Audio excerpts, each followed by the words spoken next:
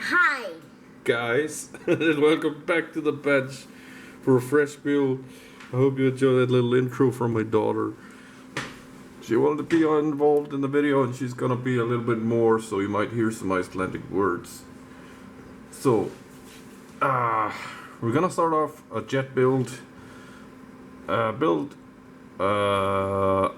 F-15 Eagle, this time a C version, but again I'm building an Icelandic version. I guess the first one wasn't really a video build, it was more of a just showing updates in my ramble videos, but this one's gonna be a full-on video build like I do, and I can't keep my hands off my desk. So let's get started. It's a 1/72 scale Hasegawa kit. Okay, so yeah, let's redo the check what's in the box part of the video. I already did this with my daughter. Turned out quite well. We had some language barriers to work with, seeing how she doesn't speak English, and I was trying to tell her what to do and she was trying to follow along with my English speaking and stuff. So anyways, skip all that.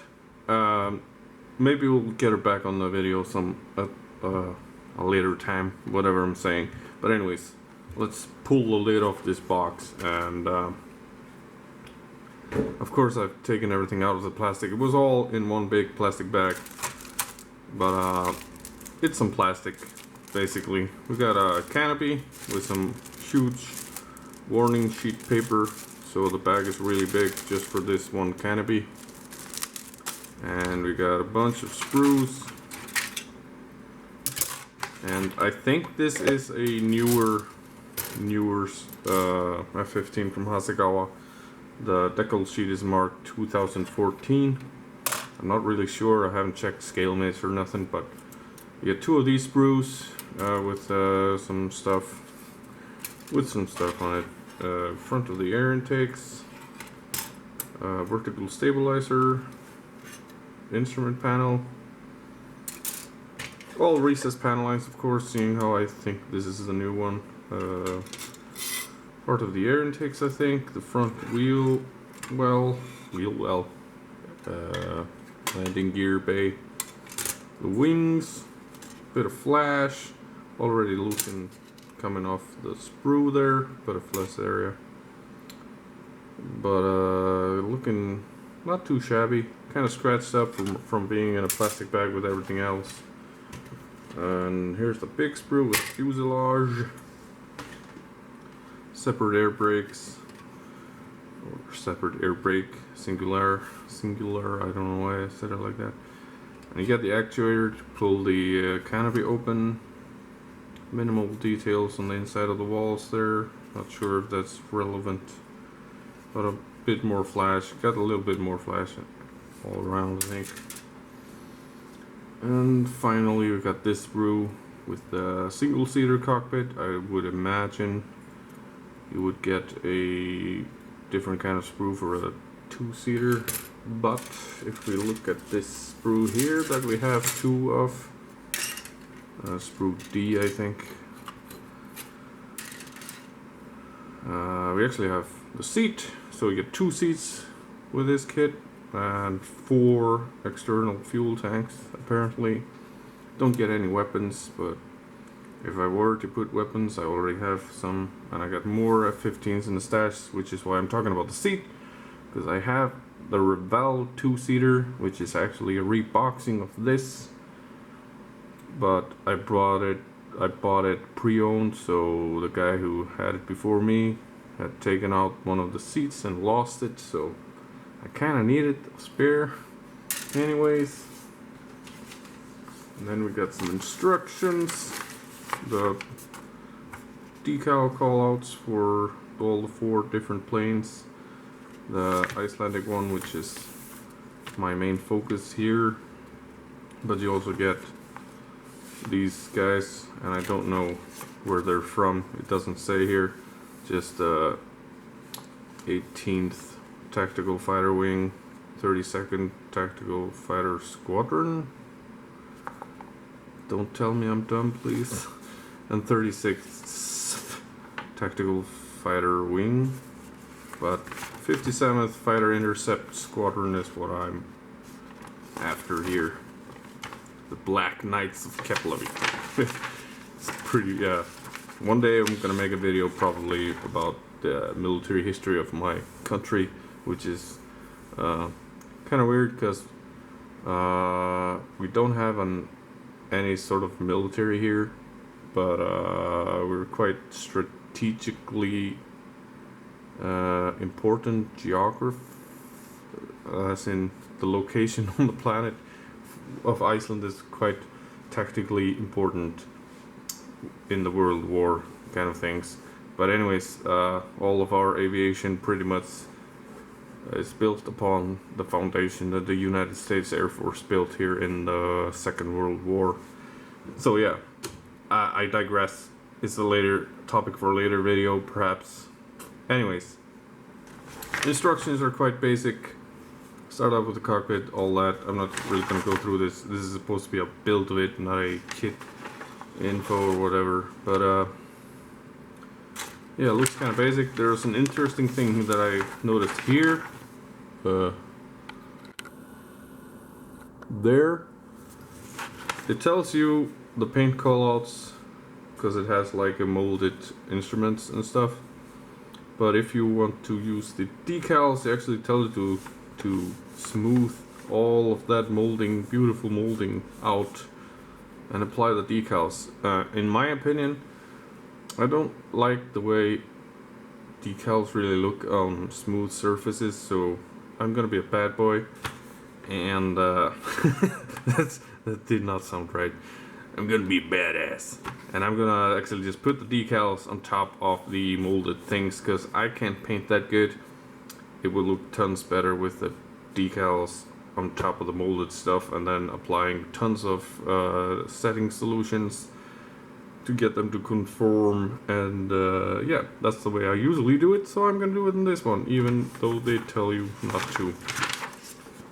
So, interesting engine nozzles. Never done intricate engine nozzles like this, especially not in 1/72nd scale, so this is gonna be interesting. Also, the landing gear here, try to get it in the center of the camera. The landing gear here looks kind of intricate, which is good. And like I said, you got the actuators to make the canopy open or close. Also actuator for the air brake, so a little bit of detail there. And no armament. And if you're building the Icelandic 57th Fizz, you don't really need the armament anyways, because they rarely had any armament. I've most seen in picture they had one of these bad boys right here. No idea what bombs are called because I'm not really a explosive expert, but I'm very bad with remembering the names of armament. But anyways, you get the option to put on some external tanks. Am I even in camera? I always forget to look in the viewfinder. Yeah, you get all these external tanks, and I really wanted to put some external tanks on mine, but after doing a little bit more research than I did with the last Italy one that I did, finding pictures of Icelandic ones with the fuel tanks is really hard, because they rarely use them. Iceland is quite small, so it probably didn't really need it. Although they did take these out to various air shows all around Europe, I think, and then they may have put on some fuel tanks, but even still, pictures of them overseas, they never have the fuel tanks on, or at least not in the ones that I've seen. So that's the game plan. Just build it. No weapons, no external fuel tanks.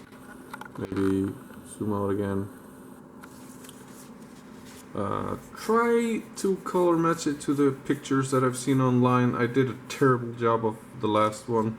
As a matter of fact, let me go get that real quick. Now she may be a little bit dusty, but here she is. As like I was saying, the colors are not correct at all. Actually found a picture of this exact plane. Has the armament that it had in the pictures when it was intercepting the Russian Bears, which was pretty much all they did over here.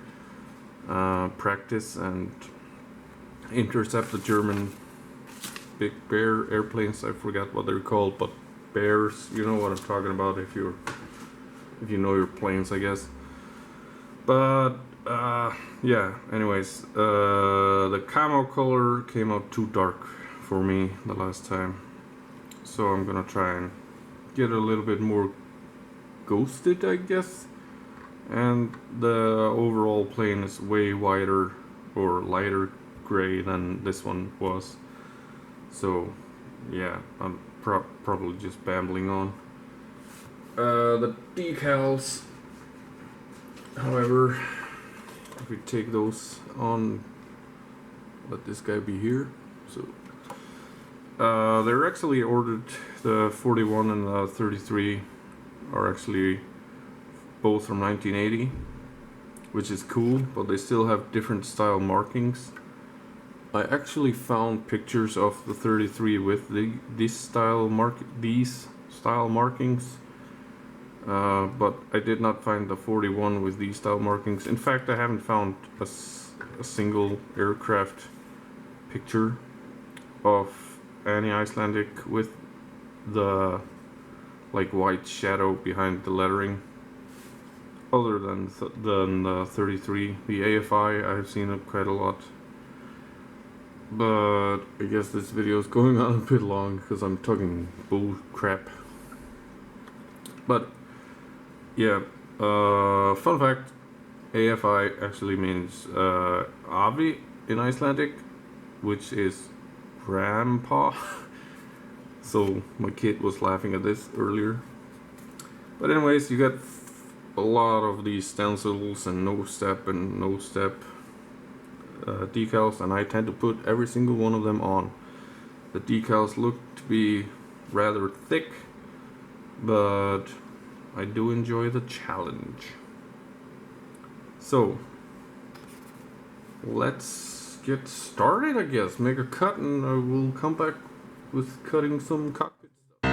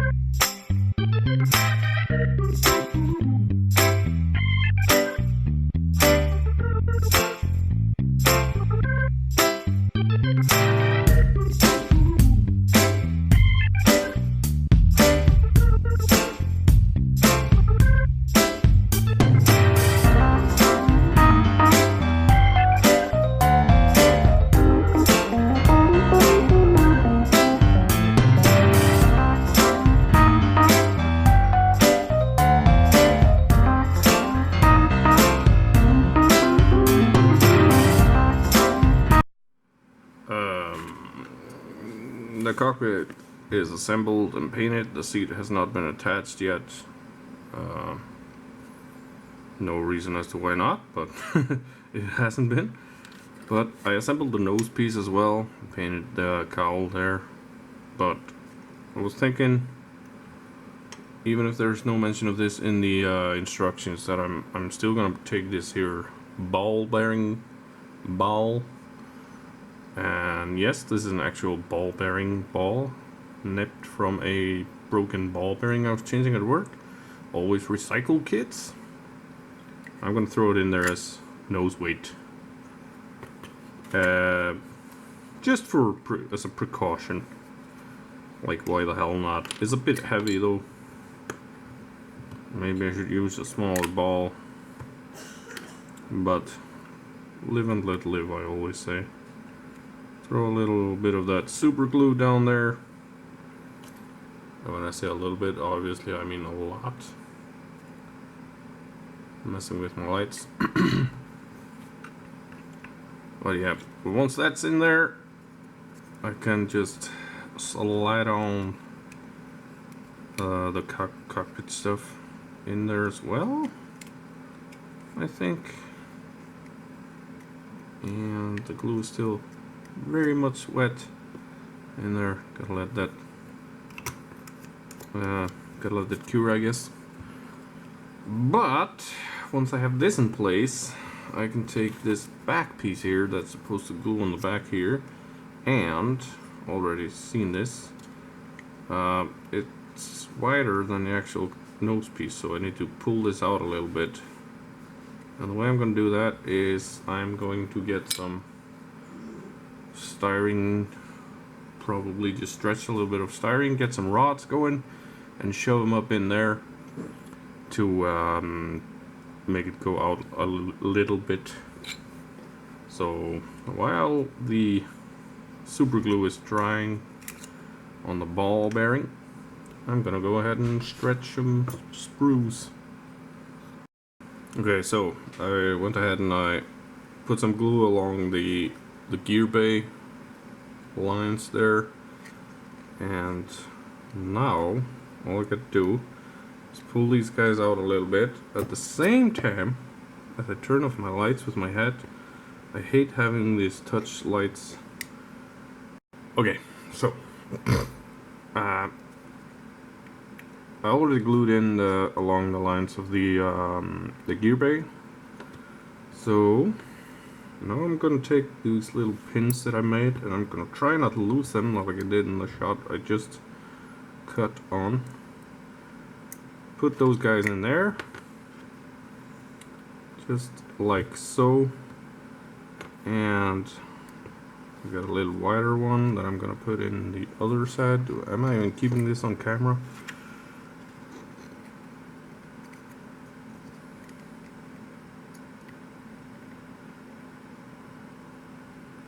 Like so. Thinking this is way too wide. And maybe it is, maybe it isn't. Let's just cut this off. And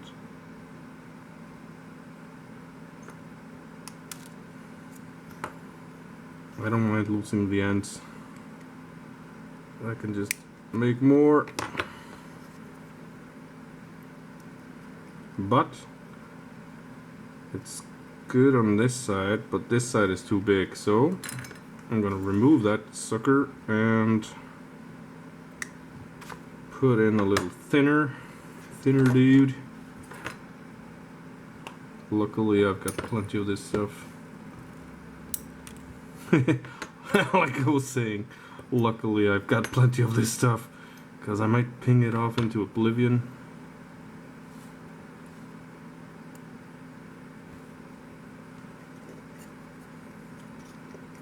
So this isn't fiddly at all. Let's try this. Trim the end so the back piece will fit. And That's pretty good actually. So let's glue that in place like that. Perhaps not spin off my glue into oblivion as well. Now I get glue all over the place. Let's glue this quickly before we go ahead and clean up the mess I just made.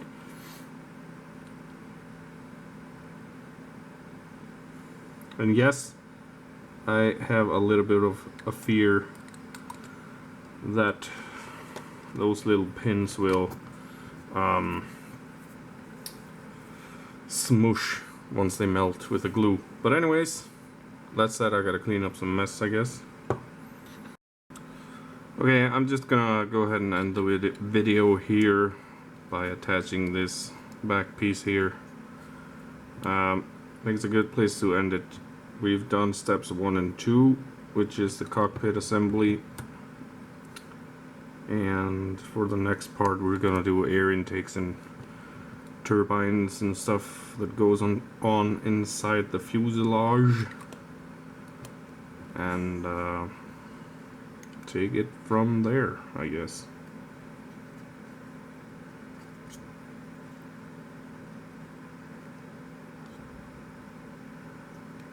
And let me just say, I find this a bit awkward because it is not holding on too much there, but seems to be working all right. Squishing a little plastic out there, but it's gonna get sanded off mostly, and some of it's gonna be hidden inside here, like so, I guess. It's a really awkward fitment, if you ask me. But anyways, thank you guys for watching, and keep on modeling, keep having fun. I'll catch you guys in the next one. Bye. And ta gurka sa nun. And if you take a look in the box when my assistant's hands arrive, but I got this stretch sprue and I'm trying to keep this in camera, and that happened. Pull this guy a little bit apart and insert my piece, which I dropped in there.